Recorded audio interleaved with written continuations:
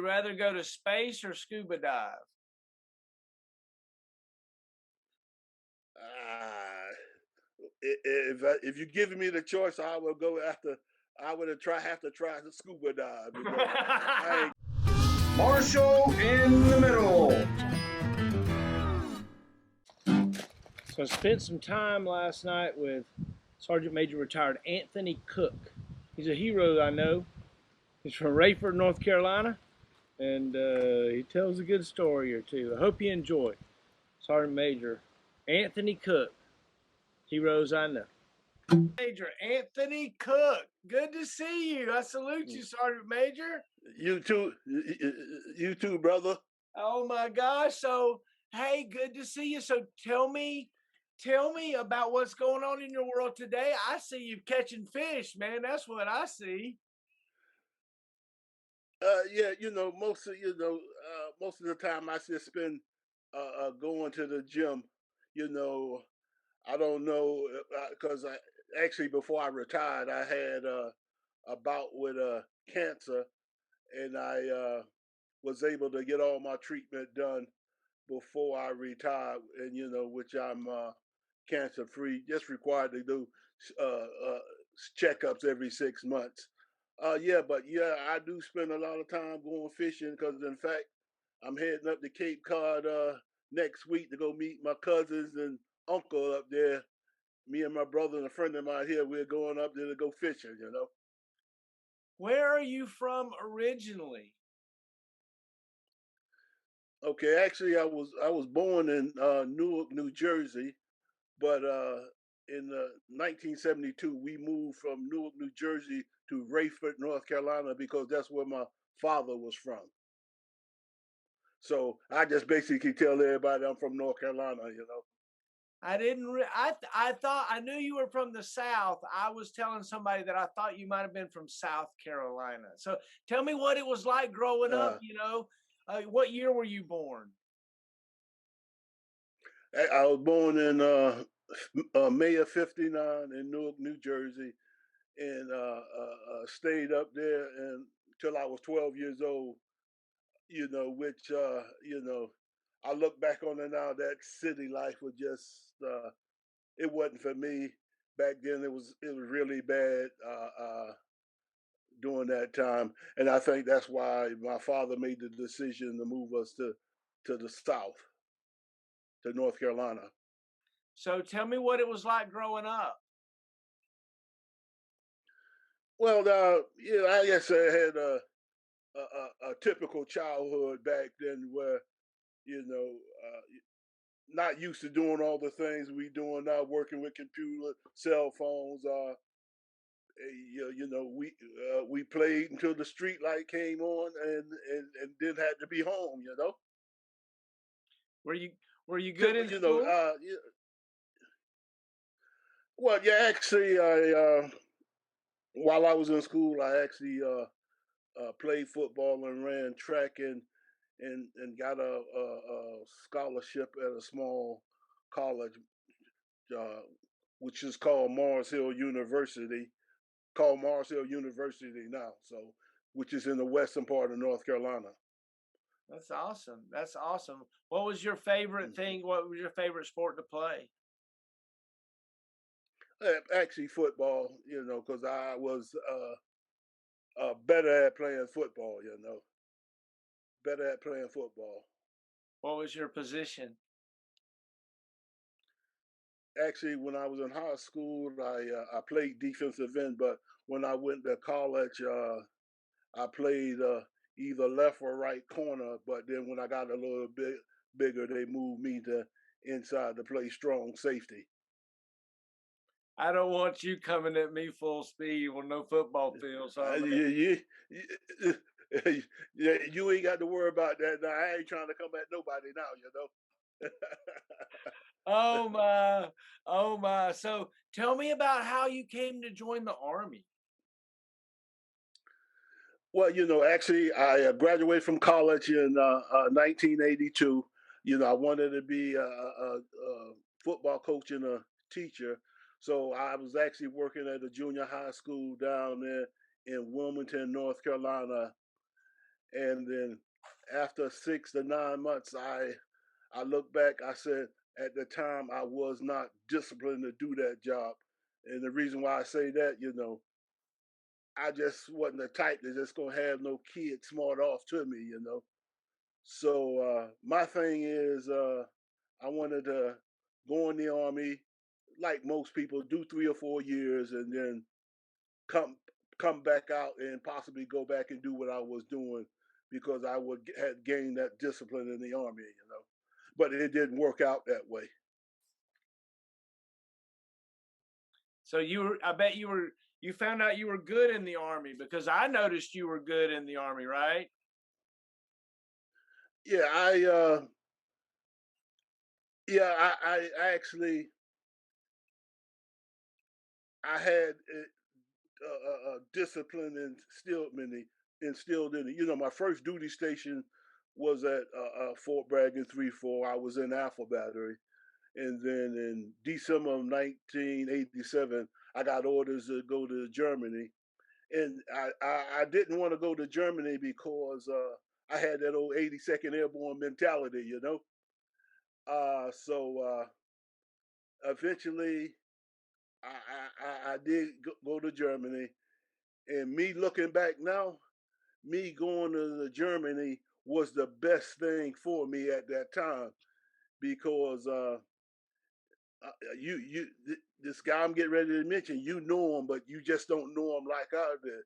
Command Sergeant Major Philip Roland, the guy, he was in my platoon sergeant in Germany, and like I said, you don't know that guy like I know him, or what he put us through, but he was the one who instilled discipline in me. I wasn't bad. I was just, being young, want to get tough with old swords sometimes. But he was the one who instilled discipline in me. Because actually, people would ask me why I wanted to stay in the army that long. I said it was because of two people. One, Sergeant Major Roland. Well, it was Sergeant First Class Roland at the time, who taught me discipline, and it was my mother who instilled responsibility in me. And if I had if I had it all to do again, I would do it again. But maybe I would do it different, and maybe not go to college because you know you afforded the opportunity to go to college while you in the army. Right. It's wild to say that, looking back on it, you might have skipped college and done it on the backside as a positive thing instead of a negative thing, right? That's wild to think. But in our Right. day, that wasn't, that was the wrong way. Uh-huh. So what were you good at in the Army? Was there something you were really, really good at compared to some other things? Well, Roland, he taught me leadership, and I was good at the leadership portion. In choosing the hard right over the easy wrong, because like it's easy to do the wrong thing, but it's just hard to do the right thing. I like the discipline, the camaraderie. You know, you know, I consider people just like you that you're my brother and sisters because the individuals I went to high school with or college with, they just don't understand what we go through in the military, and I feel a lot closer to them individuals than I do to them individuals I went to high school or college with. Yeah, there's definitely a Because bond of paratroopers. Because when we join whatever branch you join, you basically signing a blank check up to your life. So was there a so here's a question that I've been asked to ask everybody. Was there a time you got in trouble? You remember a time you got in trouble? You, uh, I don't. Was I at Fort Bragg? Do what? Uh, you know, I when I was in Germany, I have gotten in trouble a few times. Messing around with Sergeant Roland, not doing what I'm supposed to do. When I was in Saudi Arabia, I was a staff sergeant, and I should have came back uh, from deployment as the E4. I'm not gonna tell you what I did, but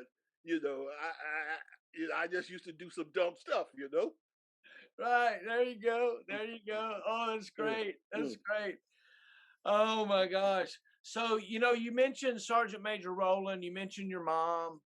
Um, take me back to some other individuals or units that you were a part of. I remember you as a Delta Dog, right? That's the way I remember you, from 3rd to the 4th, as a Delta Dog. Yeah, because you know, I came back to Delta after I did a tour on recruiting duty in Charleston, South Carolina, and then when I knew I was coming back to Fort Bragg, you know, once I got my feet on the ground and got used to the op tempo again, first thing I wanted to do to go to jump master school, and which I did. But I actually remember when I came back through reentry on my 5th test, you graded me, and I missed the major, and I still remember what I missed. It was the dead man's quick release. Oh no. Yeah, but it's all good because I understand you had to ensure that you maintain the standard. So taught us the standard, because the way I look at it, everybody would have been a jump master. Now, you maintain the standard, everybody don't be a jump master. Yeah, that's an interesting thing about that school, and what goes along with all the responsibility, and being a jump master wasn't Hmm. something you took lightly. Right. Were you good with But a because what I said, you had to instill confidence in the jumpers. That's for sure. That's for sure. Were you good with your weapon? Well, yeah, I normally qualified sharpshooter, and sometimes I would qualify as uh, uh, expert, either on the M16 or M4s when we transitioned to the M4s. Because I was better at shooting the rifles instead of the pistol, either 45 or 9 mil. Do you remember a couple of soldiers, or a few soldiers maybe you're really proud of, that you helped mentor, like maybe like Roland mentored you? Because look, you're known as a very beloved leader. See, I didn't know that. But yeah, I can think of 3 guys right now. That's Saw Major Leach, Saw Major Plotnick, and Saw Major Burnley. Those 3 guys, right? I'm proud of them guys. All those guys. Leach was a 2-time battalion Saw Major. Plotnick was at the AAMCD level, and Burnley is currently the post sergeant major at Fort Sill. I'm proud of them guys. Proud. They came right out of your stable, didn't they? They came right out of your hip pocket. Uh huh. Yeah, no, really, they Yep. did. I know I'm all three of them very well, and I'm very proud of all three of them. And I guarantee you that I mean, you created those guys. created those guys, at least part way, for sure, and that's really awesome. You're right. Right. So did you have a sticking point, or like a lot of sergeant majors like, stay off my grass or whatever? I don't ever remember you being like, but did you ever have a something that really got up your craw? The only thing I would say that I just couldn't stand a soldier lying to me when I knew the truth. If you be straight up with me, and we're taking from there. Because I remember one time I lied to Roland. He wasn't mad because of what I did. He was mad because I lied to him. So I just, tell me the truth and we work from there. So it is, let's see, how do you put this? Isn't it wonderful to work for somebody so great as Sergeant Major Roland? Yeah, because like I said, you just don't know how much this guy did for me. Yeah, when we was in Germany, we used to argue all the time because I'll tell you, I ain't have good sense. And then once we, when I went to Hawaii, he was a CSM over there in that unit. Then, you know, we used to argue all the time. And he would ask me, why do I act the way I do? I said, because you taught me you taught me how to do this way. You taught me to be this way. But see, he couldn't say nothing then.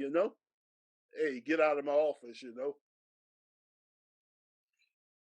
So being a brag kind of guy, tell me what you remember about the ORS, Operational Readiness Survey. Do you remember doing those ORSs we used to do?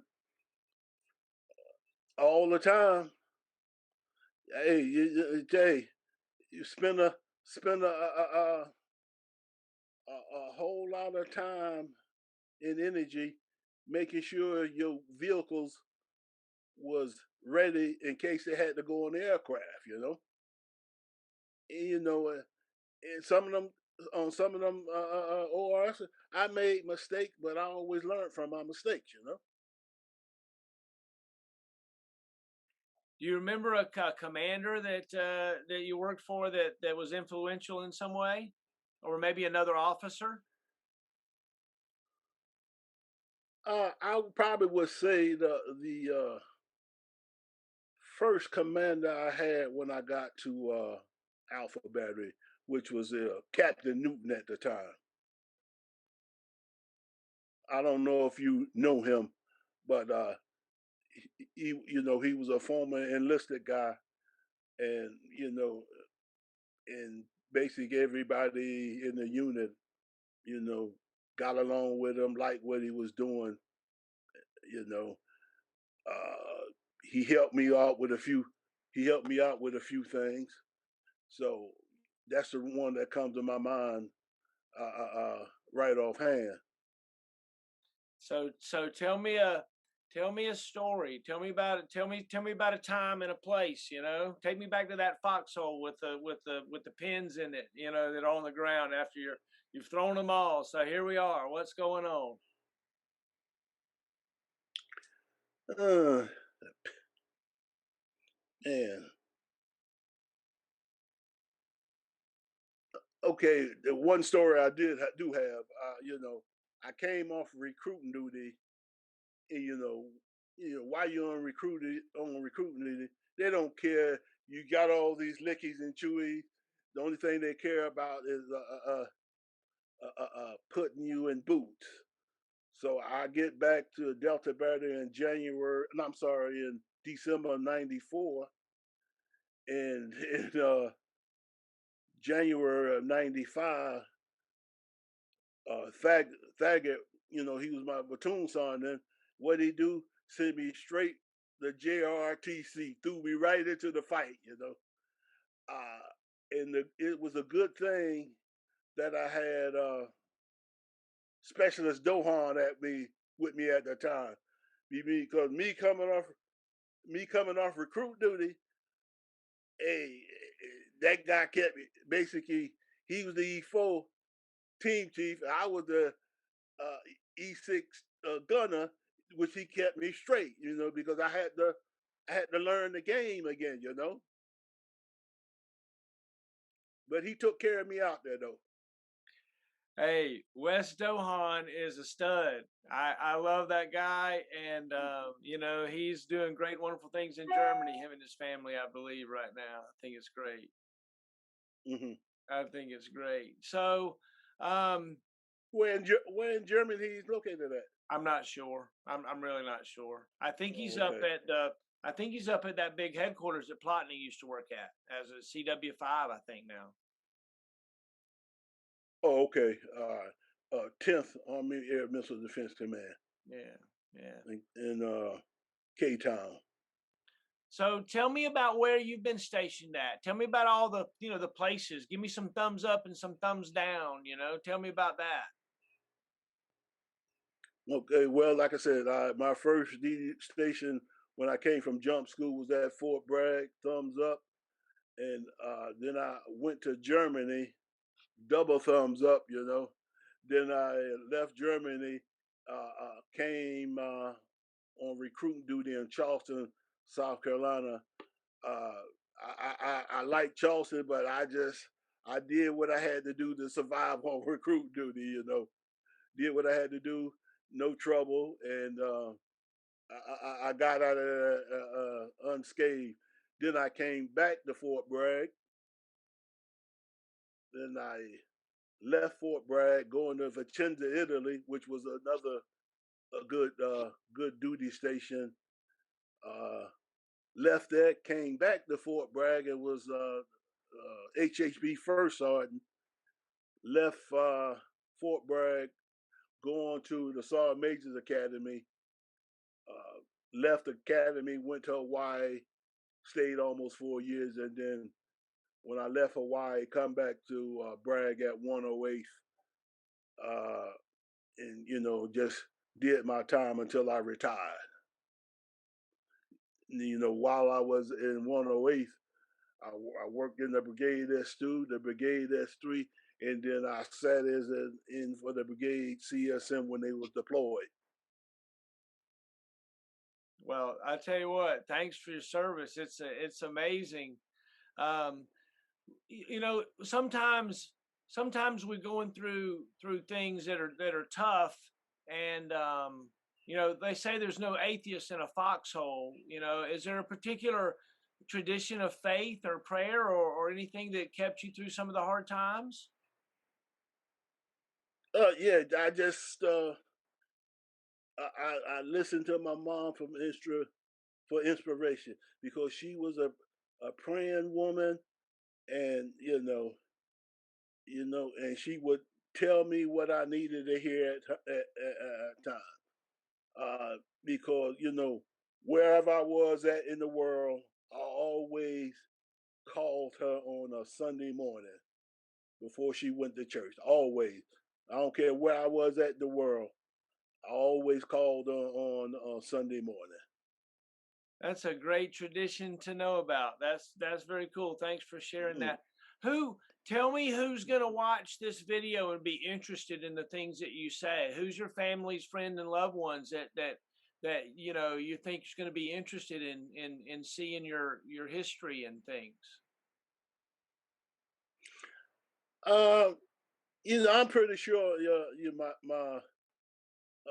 my family would, especially the ones that don't have a clue about what goes on in the military.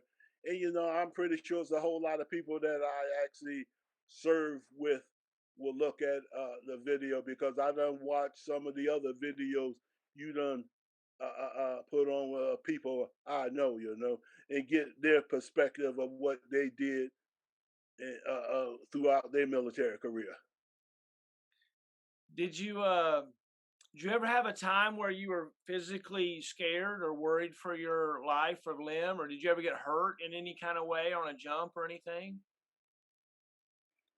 Yeah, actually, I was as a first sergeant. I actually got hurt on the jump, and it was basically a jump we did.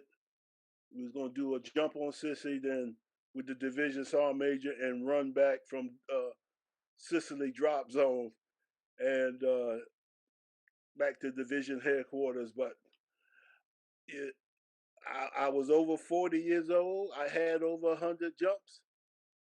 And that particular day, I broke my left ankle. Oh Uh, no. it, yeah, I broke it when I was a first shot, and the only thing my it was well, my daughter was glad I didn't. I broke my ankle because 2 weeks I was supposed to deploy to deploy to Iraq, But then my mom looked at me and she said, "Boy, you got all them jumps, and you break something." He said, "It ain't you ain't was supposed to go to Iraq." I said, "I guess I ain't supposed to go to Iraq, Mom." But that was the really time I actually really I wasn't scared, but I just I got hurt. And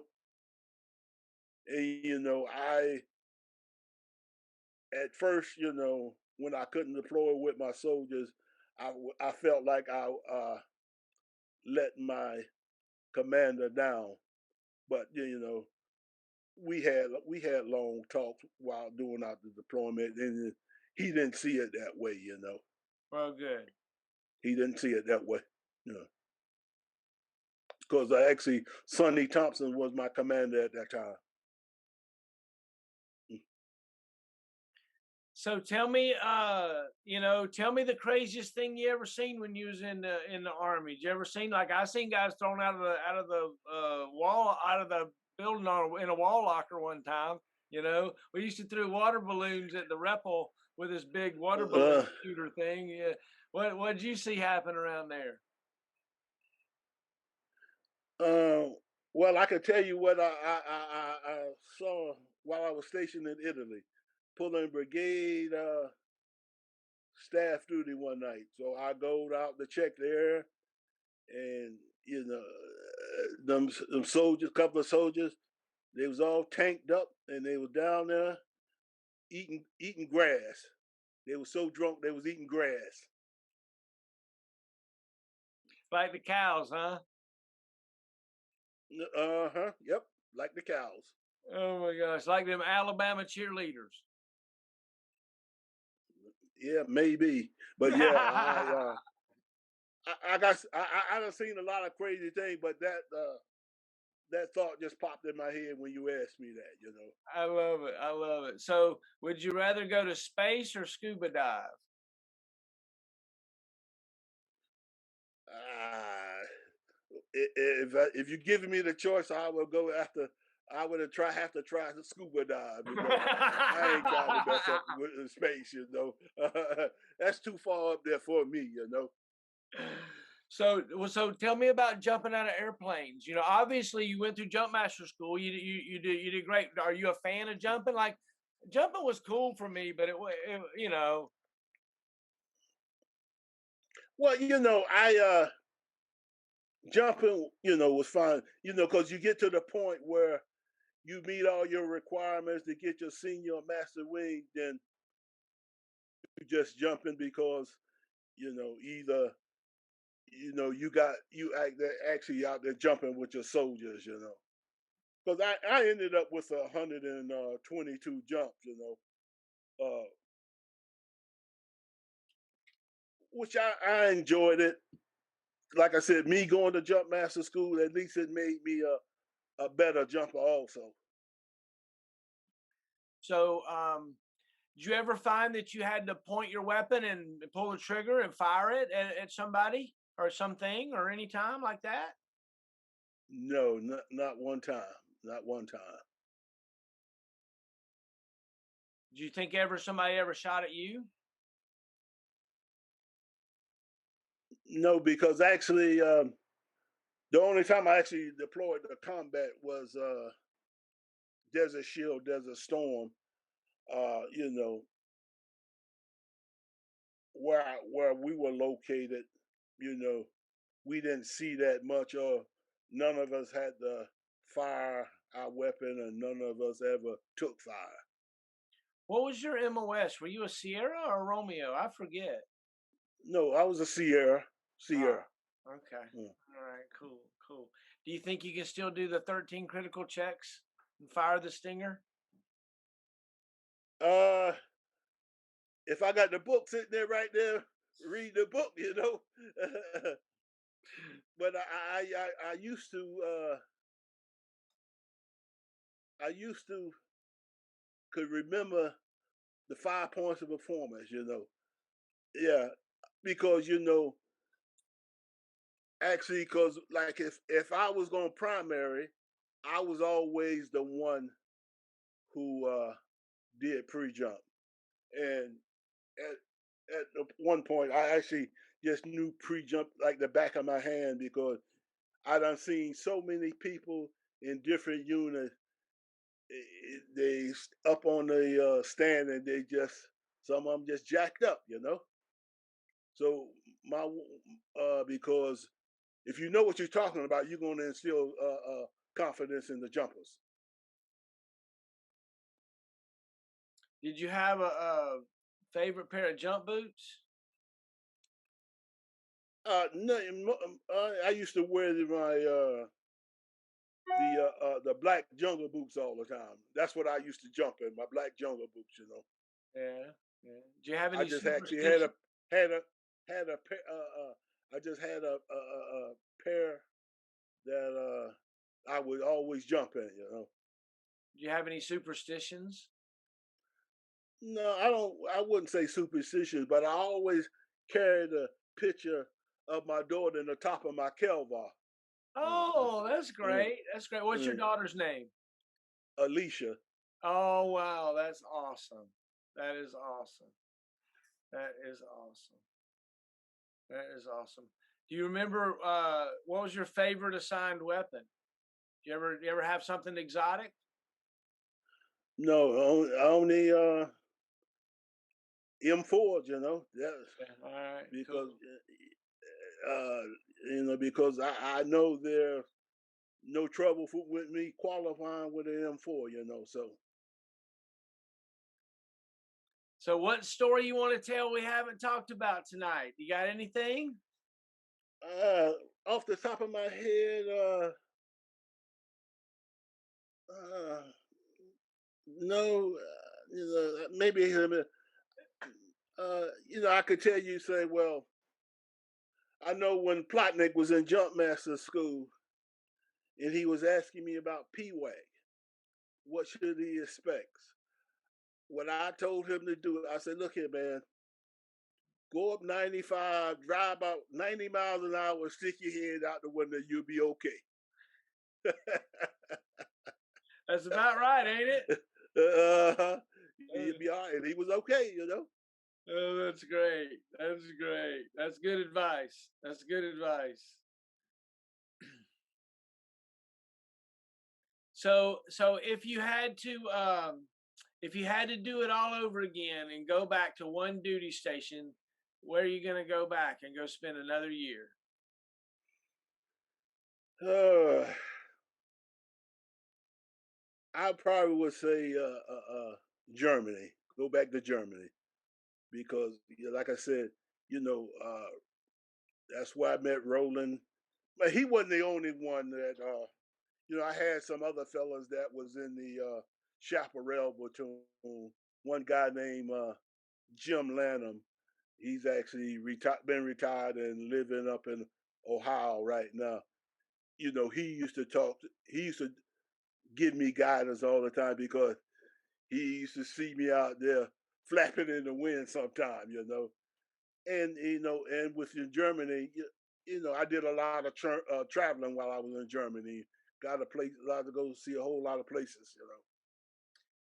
We haven't touched on the cancer, diagnosis and treatment and stuff. Tell me about that Mhm. time. That's got to be an interesting time, right?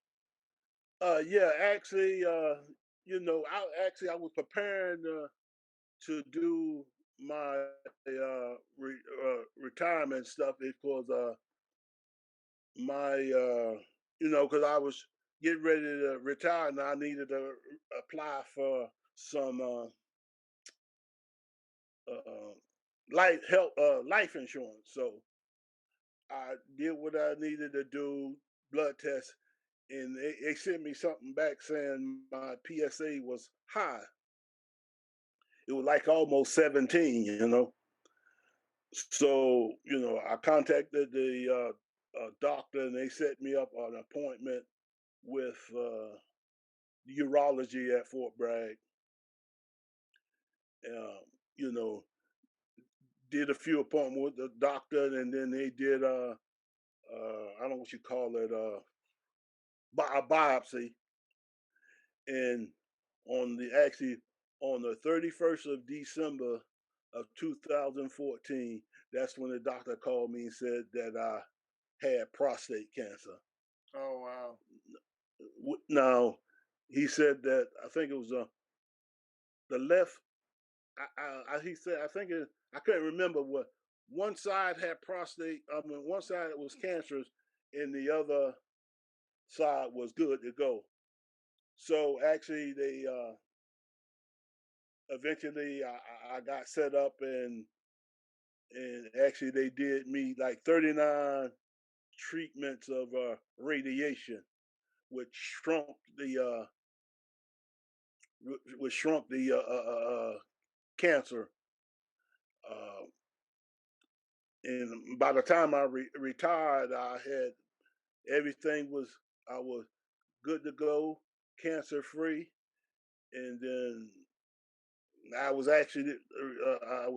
made my retirement ceremony on the 25th of June, and then actually on the 30th of June, I was actually retired. Now, that following year in January, that's when I started having problems with the radiation treatment I was took because what it did was it burnt the inside of my bladder, and it was all had all that I guess infection and uh, burnt skin in there, which it gave me a whole lot of problems as far as pain. You seen the movie The Green Mile, right? And when the guy was in the bathroom trying to use the bathroom, how he was on his knees with one drop. That's how I was. I was, I had to go to the emergency room a couple of times because I was just hurting so bad. But then one day I had an appointment to go see the urology. I had started feeling better, and then I went to the bathroom, and then I just passed it all out. And got there, talked to the doctor, and from that point on, I've been good to go. Like I said, just go see the doctor, urology, either once or twice a year. If I feel like I need to go see him, I can go make an appointment, and I'm doing well now. And that's why I spend a lot of time at the gym, and try to eat right, trying to stay healthy, because I like to spend some more time with my grandkids.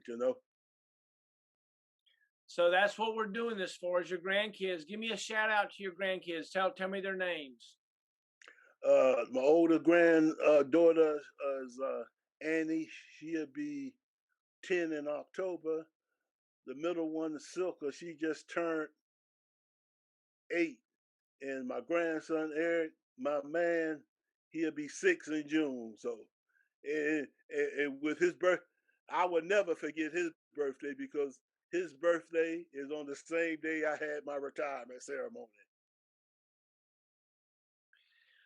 Hey, Sergeant Major, you are just a wonderful hero of mine. One of the things that I want to do before we close out tonight is I want to get you to salute and report.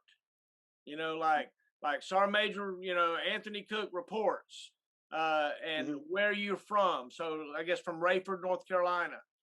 And then if you would, I would love to hear you call your unit to attention.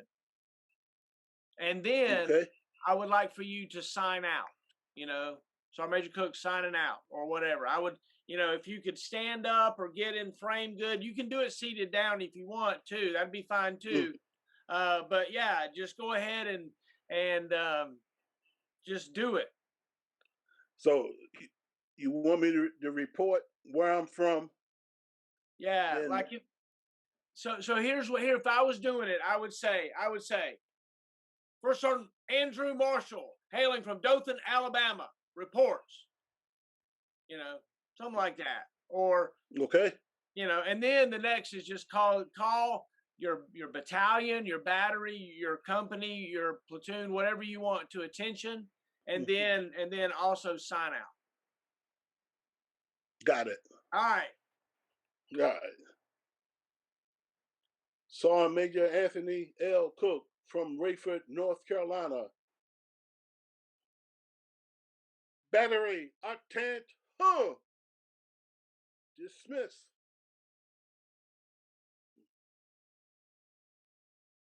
All right, now give me signing out. Okay. Sergeant Major Anthony L. Cook signing out. Off the net. Oh, I love it. Yes. Thank you.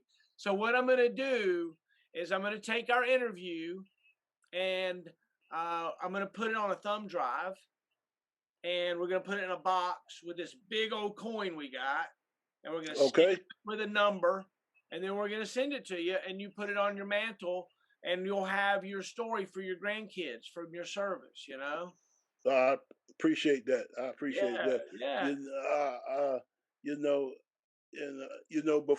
Before I was contacted about Marshall in the Middle, I used to watch, you do interviews with other people, and then I thought, what the required what you require, and then all of a sudden you send me a message out. Hey, I was wondering, the hero. I said, oh, what I done did to Marshall to be one of his heroes, No, why would you not think you're a hero of mine? You are amazing. Yeah, because, like you said, there was a lot of people out there that actually think highly of me.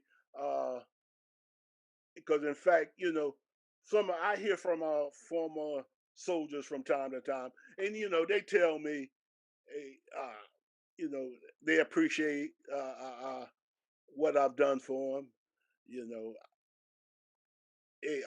I just say all I was doing is doing my job, helping you when you needed help.